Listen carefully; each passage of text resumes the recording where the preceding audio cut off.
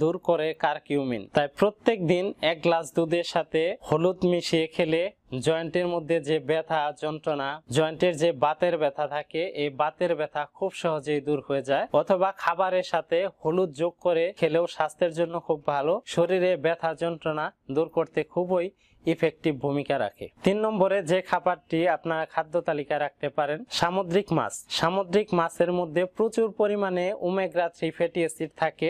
দেশীয় তৈলাক্ত মাছের মধ্যে ওমেগা 3 ফ্যাটি অ্যাসিড পাওয়া যায়, যেমন রুই মাছ, পাঙ্গাস মাছ। এই মাছগুলো খাদ্য তালিকায় রাখলে জয়েন্টের ব্যথা যন্ত্রণা, বাতের যে ব্যথা থাকে, এই ব্যথা যন্ত্রণার জন্য খুবই উপকারী। শরীরের কোথাও যদি ফুলা থাকে, জয়েন্টের কোথাও যদি ফুলা থাকে, এই সার্ডিন মাছ নিয়মিত খেলে ফুলা খুব সহজেই কমে যায়। এই ওমেগা 3 ফ্যাটি অ্যাসিড ব্যথার জন্য খুবই কার্যকর। 4 নম্বরে আপনার খাদ্য তালিকায় যে